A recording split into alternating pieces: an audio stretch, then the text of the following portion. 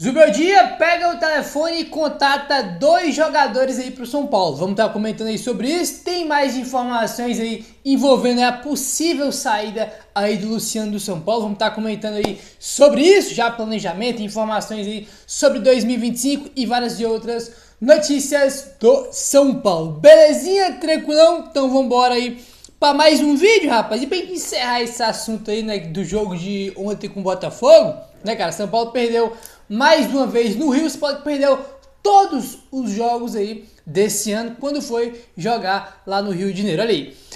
Aliás, né, outro ponto que é importante. O São Paulo não vence um jogo no Rio de Janeiro pelo Brasileirão desde 2020, tá? Então, desde 2020, o São Paulo não ganha um jogo no Rio aí, né, de campeonato brasileiro. E esse ano, 2024, foram 4 jogos, né, contra os 4 principais do Rio e 4 derrotas. Perdeu de 2-1 pro Flamengo, 4-1 pro Vasco, 2-0 pro Fluminense e 2-1 pro Botafogo, né? Fomos pro Rio 4 vezes, irmão. Voltamos com 4 derrotas aí nas malas, né, cara? Aí, a última vitória foi em 2020, acho que foi aquela contra o Flamengo, né? Que a gente venceu por 4-1 o Flamengo no Rio de Janeiro, goleado, um jogo bizarro. O Fogo pegou 2 pênaltis, um jogo bizarro, de inacreditável. Foi 4-1 pro São Paulo aquela partida, tá bom?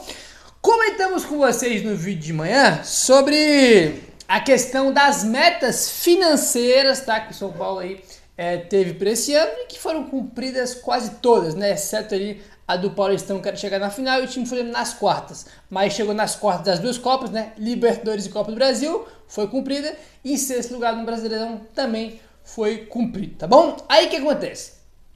Informação do Alexander Vieira. As metas do São Paulo para 2025 não serão tão diferentes deste ano. A ideia é chegar na final do Paulistão, fazer um Brasileirão digno na parte de cima da tabela e competir e buscar um título nas Copas. O clube entende que o elenco é muito forte para ganhar um mata-mata, tá? Então, as metas aí é basicamente as mesmas para esse ano e acho correto. Eu até comentei com vocês de manhã, né, cara? Minha expectativa como torcedor pro São Paulo que vem aqui, ó, é ficar na zona de Libertadores no Brasileirão.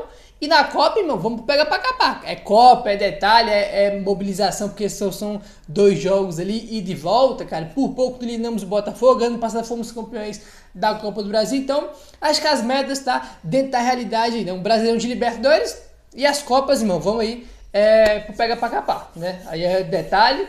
Esse ano a gente teve chance de poder se classificar, principalmente contra o Botafogo, mas foram desperdiçadas. Mas chance a gente teve. Por quê? Por que teve chance? Porque o time competiu, né? O time é competitivo e por ser competitivo conseguiu ter chance ali, né, de conseguir se classificar, mas na hora H pecaram nas finalizações e custou a eliminação. E também acho que o elenco é forte, né? Que precisa de algumas... acho que muita gente fala que o elenco é isso aqui. Eu acho que o São Paulo tem um bom time, um bom elenco, precisa de algumas peças ali, algumas lacunas que tem no elenco, como meia, como lateral esquerdo, mas acho que no geral é um bom elenco, tá? Eu discordo completamente quem fala que, meu Deus, o São Paulo vai cair ano que vem, que o elenco é ruim, eu discordo completamente disso aí, tá? Isso aí é questão de opinião, cada um tem a sua, mas eu discordo veementemente disso aí. Acho que temos lacunas aí, né? Não estamos entre os melhores times do Brasil, mas acho que é um bom time e um bom elenco aí. E quando o time reserva joga, né? Pelo menos em vários momentos se demonstrou ser competitivo. Aí ontem tava arrancando empate contra o Botafogo ontem, né? Se não fosse a genialidade do Jandrei de querer sair jogando, deu um passe ridículo pro Santos Long, né? Que também falhou, e tomamos um gol na última bola. Bom, vamos avançando agora, rapaz. A gente comentou muito com vocês depois do jogo contra o Juventude. Depois do jogo contra o Juventude, o Zubeldia deu coletiva num tom que a gente não tinha visto antes, que foi ele pedir 5 contratações no mínimo sem sair, né? Ele falou, 5 jogadores, mas não é que tem que sair alguns e chegar a 5, não, é chegar a 5 para complementar os que já estão aqui. Foi o que ele falou, coisa que ele jamais tinha falado, que é pedir reforço na coletiva. Aí depois dessa coletiva a gente mesmo aqui comentou, cara, esse negócio tá estranho, porque a diretoria, né, o Belmonte da entrevista, o Casas da entrevista... Aí eles falam que é usar a base, né? Que vai chegar poucos reforços, vai ter mais saída do que chegada para usar a base, que não sei o quê. Aí o técnico na coletiva pede 5 reforços no mínimo, coisa que a diretoria falou que ia trazer 2 ou 3 só. Aí eles falam, cara, parece que os caras, né? Parece que o técnico tá indo por um caminho e a diretoria por outro. Acho que eles não estão remando pelo mesmo lado aí, não. Aí o Alexander Vieira trouxe informação aqui importante sobre isso, ó. O Júlio Casares entrou em um consenso com o técnico Luiz Zubeldia sobre o uso da base e contratações. O Zubeldia vai tentar dar mais chance para os jovens e o Casares convenceu o técnico a trazer apenas os reforços pontuais. Então tá a informação que o Alex Oliveira trouxe e esperamos que agora, né, os dois aí, né, os dois que eu falo, a diretoria e o técnico, andem pelo mesmo lado, né, andem com as mãos dadas aí pelo mesmo caminho, porque não dá pro técnico querer contratação aí e a diretoria fala pro cara usar a base e ele não quer usar a base, né? Então, segundo o Alex Oliveira, entrar em um consenso, ele vai tentar aí dar mais oportunidade para os jogadores da base e vai trazer os reforços pontuais ali que precisa, né, que o lateral esquerdo tem que trazer, um meia ali, né, e mais um outro aí, né, que o São Paulo possa trazer. E a base tem que usar, cara, tem que usar a base. O São Paulo, ele, além do fundo de investimento que limita, né, aí tem teto de gasto agora para contratar muito pouco, vai ter pouca verba para contratar, é mais um motivo para você usar a base. E o segundo motivo para você usar a base é que precisa, o São Paulo é obrigado a fazer venda de jogadores. Todo ano o São Paulo tem uma meta orçamentária grande, né, 150, 170, 180 milhões para vender jogadores, que esse ano, por exemplo, não foi cumprido, né? Esse déficit de 200 milhões de reais, uma boa parte desse déficit é porque não vendeu, né, cara? O jogador já não vendeu jogadores o suficiente para bater a meta que estava no orçamento de 2024, né? Então o São Paulo, ele é obrigado a vender jogadores, né? Então a base, né, cara, o jogador de base tem que ganhar mais oportunidade por conta disso.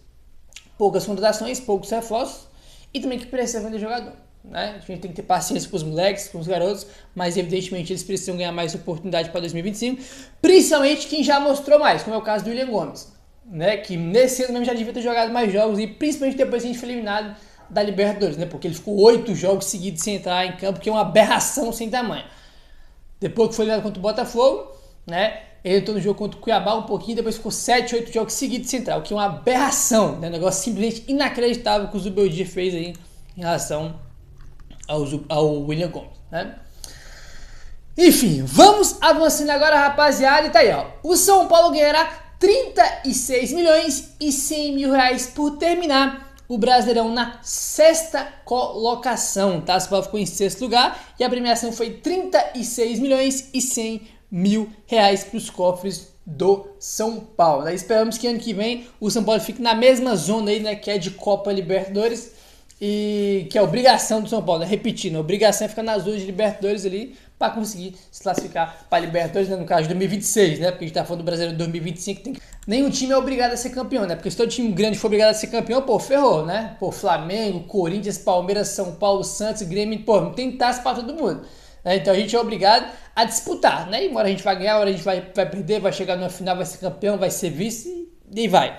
Agora, Libertadores, Brasileirão, todo ano tem que ir. Obrigação do São Paulo, né, que teve essa premiação aí de 36 milhões aí pelo sexto lugar, belezinha? Vamos avançando agora e vamos falar sobre o Luciano e essa história aí dele sair, rapaz. Olha aí, informação do Globoesporte.com. Artilheiro do São Paulo na temporada, o atacante Luciano recebeu sondagens de alguns clubes do Catar e da Arábia Saudita e pode deixar o São Paulo na janela de transferências.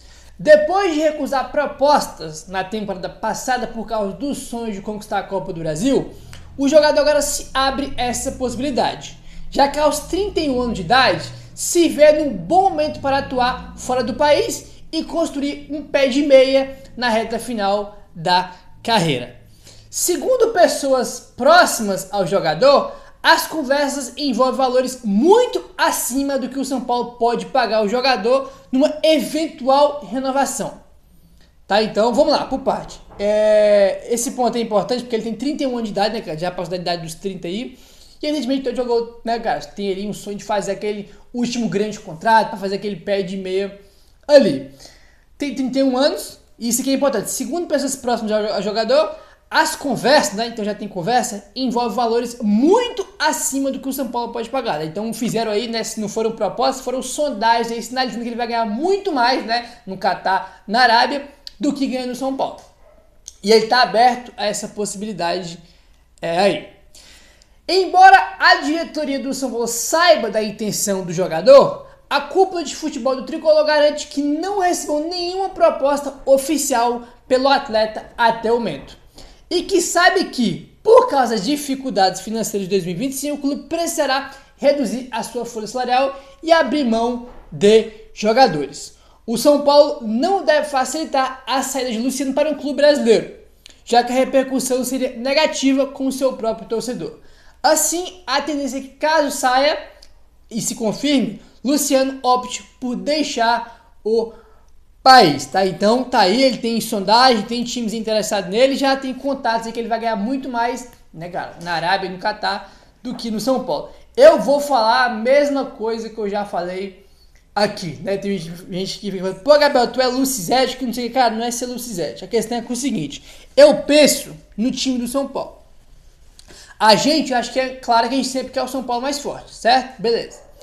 O São Paulo precisa reduzir a folha de pagamento, tem teto de gasto, vai gastar muito pouco, né? Aí eu faço uma pergunta pra você. Qual jogador que o São Paulo vai conseguir contratar que entrega 20 gols por temporada pro seu time? Fala pra mim, escreve nos comentários aí. Escreve aí. Pô, Gabriel, quem tá o jogador lá, ó, não é tão caro, ou tá livre, não sei o que. São Paulo consegue ver esse cara. Será que consegue? Quem? Cita aí alguns nomes pra mim. Porque você é o seguinte, se o São Paulo, aí, né, cara, vai vender um jogador e chegar um cara melhor do que esse que vai sair, irmão, por mim que vende o elenco inteiro, né? Pô, se o São Paulo tivesse condições de trazer, de ter um elenco ano que vem melhor que esse, irmão, manda os 30 jogadores embora e traz mais 30 melhor que eu assino agora, né? Porque eu sempre quero o São Paulo melhor. Agora, eu não vejo nenhum cenário que o Luciano saia e que o São Paulo traga um jogador que entregue 20 gols por temporada. Eu não consigo, até porque a gente tá falando de atacante, que é muito caro e o time tem teto de gasto e vai gastar muito pouco, né? O exercício que eu faço é esse, né? Isso para qualquer jogador, tá? Se o São Paulo trazer um jogador melhor com a Arboleda, que manda o Arboleda embora, tchau e benção, entendeu? O Lucas, que a gente adora, que é um baita de um jogador, se amanhã você pode trazer um jogador melhor que ele, pode vender o Lucas, né? Porque eu sempre quero o melhor para o São Paulo. Agora, eu não vejo nenhum cenário que o Luciano vai embora e chega um cara melhor que ele. A questão é, vai ser o Luciano e vai piorar sem ele. Essa que é a minha questão. Só isso, entendeu? Só isso. E aí? A gente pode criticar ele de meio, não sei o que. Ele foi o artilheiro do São Paulo no Brasileiro, o artilheiro do São Paulo no ano, jogando fora de posição dele. Né? E se você for olhar, desde que ele chegou, a média dele é de mais de 20 gols por temporada. Se você for olhar a média do Luciano no São Paulo. Enfim. Achando a gente trazer um cara desse, irmão, do nível dele, aí que vai entregar 20 gols por temporada, é bem pequeno. Bem pequeno. Verdade é essa aí, tá bom?